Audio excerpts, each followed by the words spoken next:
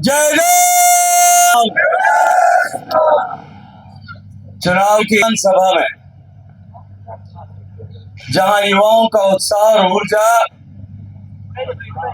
इतनी प्रचंड है कि वायुमंडल में भी आंधी का एहसास हो रहा है।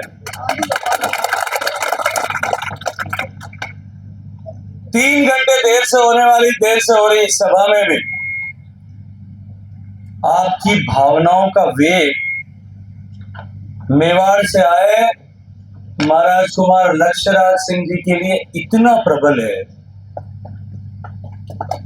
कि प्रकृति भी अमृत की बूंदें सा टपका करके उसकी साक्षी बन गई। मैं चुनाव की सभा में स्वागत करता हूं मेवाड़ के राजवंश के 77वें कुलदीपक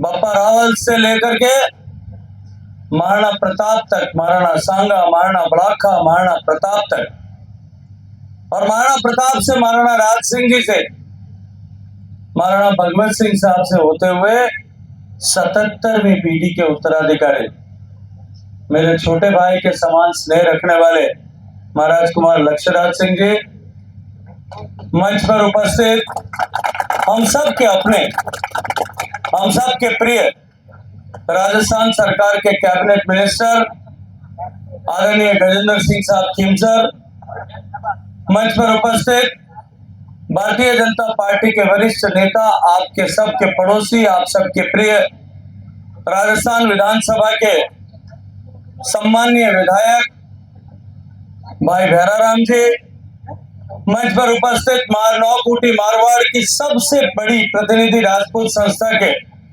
लगातार आप सबके आशीर्वाद और सहयोग से अध्यक्ष रहने वाले भाई हनुमान सिंह जी खांगटा साहब, भारतीय जनता पार्टी के सम्माननीय जिलाध्यक्ष महोदय, प्रधान साहब धौलिया, प्रधान साहब भाप आदरणीय रतन सिंह जी धौलिया, भारतीय जनता पार्टी के कुनबे में अभी सम्मिलित हुए छोटे भाई बद्री जी, मंच पर उपस्थित जोधपुर के पूर्व जिला प्रमुख आदरणीय पूनाराम जी, आदरणीय नाथू सिंह जी, पूर्व प्रधान साहिबा आप ही के परिवार की सदस्य आदरणीय कमू कंवर जी, पूर्व प्रधान साहिबा ओसिया आदरणीय ज्योति जी, युवा मोर्चा के जिलाध्यक्ष भाई वीरेंद्र प्रताप सिंह जी, आज इस विशाल सभा में अत्यंत ऊर्जा के साथ में इतनी देर तक, इतनी देर हो जाने के बाद में भी डटे हुए मेरे सभी पितातुल्य बुजुर्ग युवा साथियों, मैं आप सबका हृदय पूर्वक धन्यवाद करता हूं,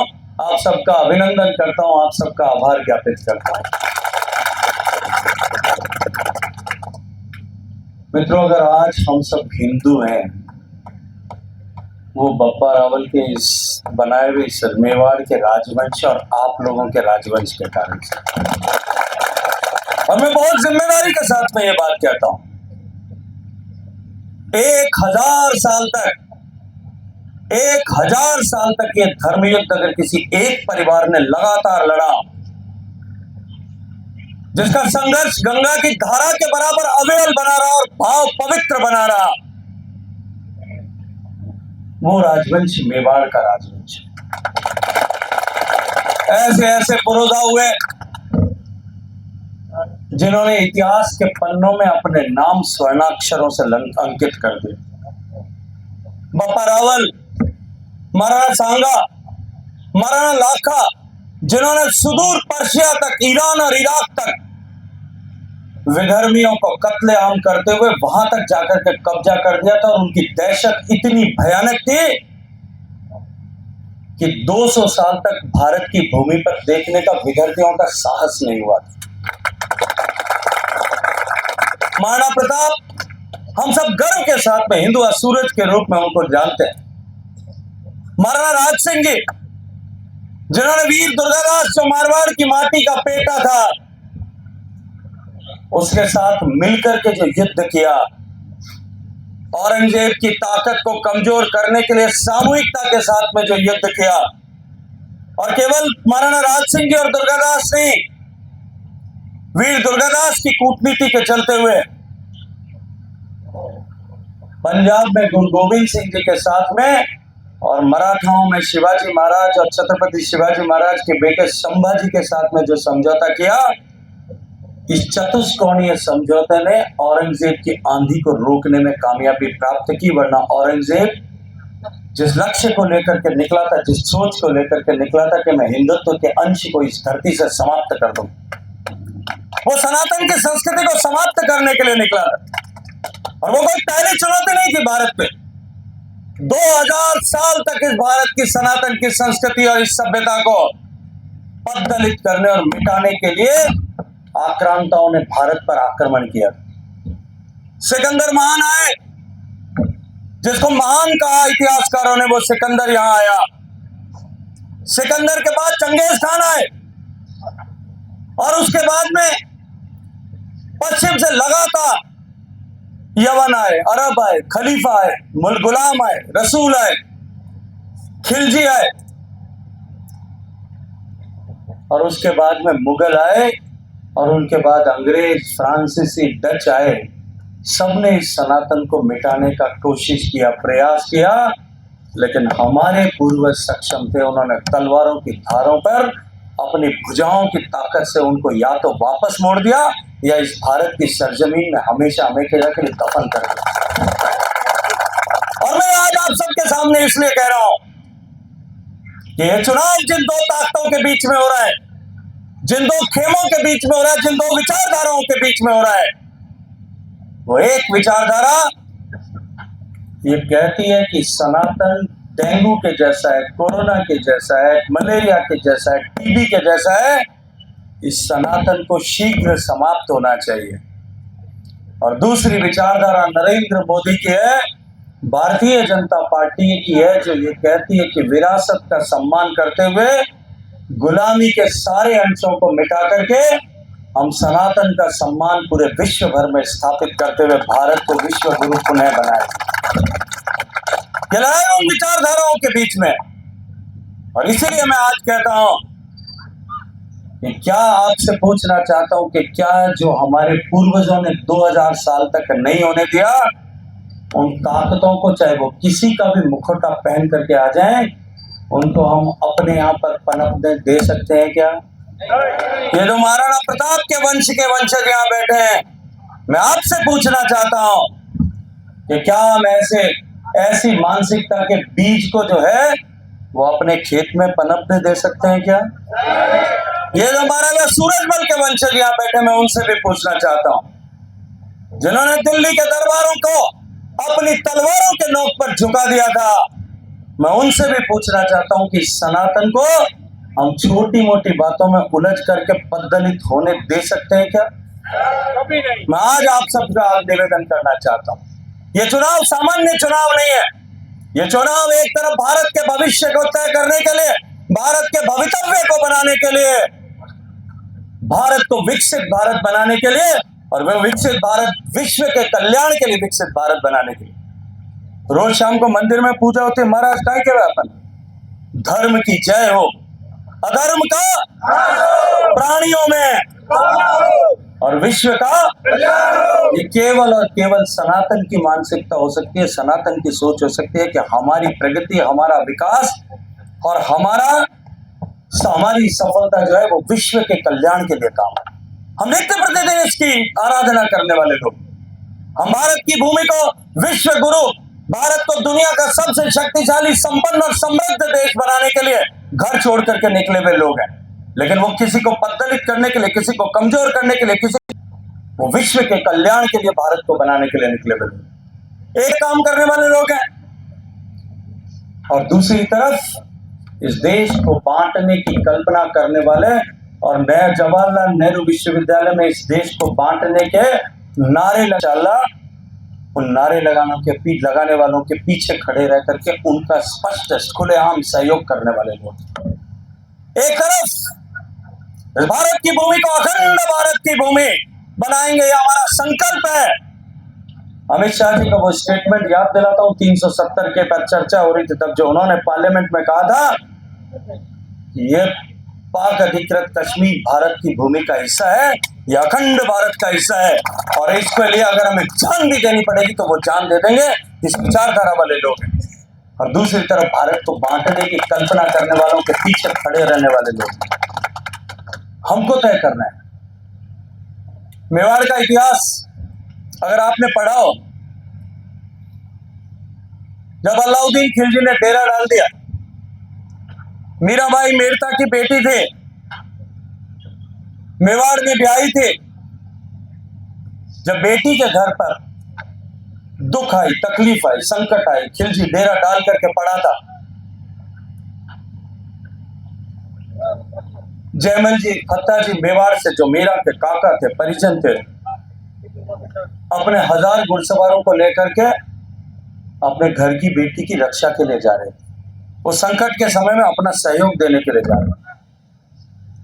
पुष्कर की घाटी में आप यदि पुष्कर गए हो तो चारों तरफ पहाड़ियों से घिरा है। पुष्कर की घाटी में भील डाकुओं ने उनको रोक लिया, आवाज देकर के रुकने के लिए कहा। जयमल जी ने नजर उठा करके देखा, जितनी पहाड़ की चोटियां थी सब पर तीर कमान लिए हुए भील योद्धा खड़े थे। आवाज देकर के सरदार ने कहा, रुक जाइए वरना हमसे युद्ध करना पड़ेगा। जयमल जी ने रुकने के लिए इशारा किया।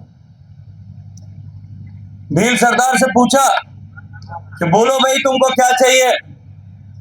तो उसने कहा कि मैं एक चादर बिछाता हूं आप लोगों के पास में, जो कुछ भी धन और संपदा है, कोई अंगूठी होगी, कोई गले में चेन पहनी होगी, कोई माताजी मादलियो पहने होगा, कोई भुजबंद पहना होगा या और कुछ आभूषण पहना होगा, जो तुम्हारे पास में है वो सब इस चादर पर रख।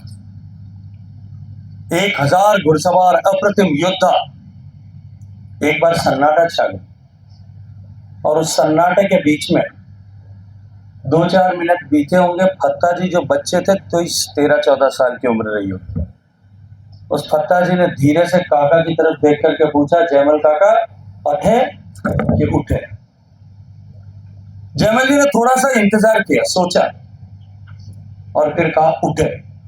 और जयमल जी ने अपना सिरपेच उतारा, गले से कंठा उतारा, हाथ से कड़ा उतारा, पांव से सोने का कड़ा निकाला और उस चादर पे रख दिया। पूरे 1000 लोगों ने जो कुछ भी था सब उस चादर पे रख दिया। वो डाकुओं का सरदार आया, चादर की पोटली बनाई, कंधे पे रखी और कहा अब आप जा सकते। जयमल जी रवाना हो गए। 1 किलोमीटर नहीं गए होंगे, डाकू के मन में आया कि अठे के उठे कहा, इतने बड़े लड़ाके योद्धा दिखते हैं। इस बच्चे ने पूछा और इनसे सब कुछ दे दिया, कुछ न कुछ राज जरूर। उसने फिर पीछा किया, पीछे जाकर के उसने रोका, आवाज दी, रुकने के लिए कहा, एक बार फिर रुकना पड़ेगा। जयमल जी की आंखें लाल हो, गुस्सा आया कि भाई तेरे को जो चाहिए था हमने दे दिया, अब क्या तकलीफ? तो उसने कहा नहीं, मुझे आपसे एक प्रश्न पूछना है। तो जयमल जी ने कहा बोलो। उसने कहा कि आप दिखते सब बहादुर हो, लड़ाके हो, तलवारें आपके पास, भाले आपके पास, घोड़े आपके पास, ये बच्चे ने क्या ऐसा पूछा था अठे के उठे कि आपने सब कुछ देकर के जाने को प्राथमिकता दी? जयमल जी ने कहा भाई तने कहीं करना है, थारे धन चाहिए तो मैं तन धन दे दियो, माने माने रास्ते जावड़ दे। क्योंकि नहीं, आपको बताना पड़ेगा वरना मुझे युद्ध करना पड़ेगा। तो जयमल जी ने कहा, इस बच्चे ने पूछा कि हमको यहाँ लड़ना है, अठे लड़ना है कि उठे जार लड़ना है? अगर यहाँ हम लड़ रहे हैं तो हम अपने व्यक्तिगत लाभ के लिए लड़ रहे हैं, व्यक्तिगत धन संपदा को बचाने के लिए लड़ रहे हैं, वहां हम अपने धर्म को बचाने के लिए, हिंदुत्व को बचाने के लिए लड़ रहे हैं। और इस बच्चे ने जब ये पूछा तो जयमल जी ने कहा, मैंने इसलिए कहा कि उठे कि अगर इस धन के लालच में, अपने छोटे मोटे काम के लालच में अगर हमने एक भी सिपाही, अपना एक भी योद्धा यहाँ गंवा दिया तो बड़ी लड़ाई में हम कमजोर हो जाएंगे। ये अब की बार का चुनाव अठे के उठे वाला चुनाव, ये चुनाव अठे के उठे वाला चुनाव। और आप लोगों को निर्णय करना, इतनी बड़ी संख्या में आप सब लोग आज रात में यहाँ बैठे हो, आज रात को सोचना कि इस चुनाव में आपको, जो चुनाव देश का भवितव्य तय करने वाला चुनाव है, उस चुनाव में आपको अठे लड़ना है कि उठे लड़ना है। एक तरफ नरेंद्र मोदी जी की सरकार है जिसने कहा कि गरीब को गणेश मान करके हम पूजा करेंगे, और जिसने गरीब के जीवन में परिवर्तन सफलतापूर्वक लाया। मैं आज आपसे पूछता हूं, इतने लोग यहां बैठे, आपने 2 वोट दिए, नरेंद्र मोदी जी को दिया, नरेंद्र मोदी को प्रधानमंत्री बनाने के लिए गजेंद्र सिंह को वोट दिया। उन 2 वोट पे मैं आपसे पूछना चाहता हूं कि उन 2 वोट की ताकत से देश बदला कि नहीं बदला? अपने कलेजे पे हाथ रख करके भगवान को साक्षी मान करके दोनों हाथ उठा करके बोलो, बदला कि नहीं बदला? गरीब के घर में उन 2 वोट के कारण से परिवर्तन हुआ कि नहीं हुआ? गरीब के घर में चांदना हो कि नहीं भाई? जो काम 70 साल तक नहीं हो पाए थे, वो काम इस 10 साल में हुआ। और पहली बार देश में गरीब को इस बात का एहसास हुआ, भरोसा हुआ, विश्वास हुआ कि देश में कोई सरकार है जो मेरे लिए, हमारे लिए काम करती है, हमारे लिए सोचती है। एक तरफ गरीब के जीवन में परिवर्तन हुआ, दूसरी तरफ देश का सामर्थ्य बड़ा, ताकत बढ़ी। देश में जो आतंकवादी घटनाएं होती थी उन पर विराम लगा। मोदी जी की सरकार बनने के बाद में, उससे पहले तो हर तीसरे महीने कोई न कोई आतंकवादी घटना होती। हमारे मंदिरों को टारगेट बना करके वहां पर आतंकवादी विस्फोट करते थे। जम्मू के रघुनाथ मंदिर में, गुजरात के गांधीनगर के अक्षर मंदिर में, जयपुर के मंदिर में, हनुमान जी के, देवी के मंदिर में, दक्षिण भारत में एक श्रृंखला थी पूरी।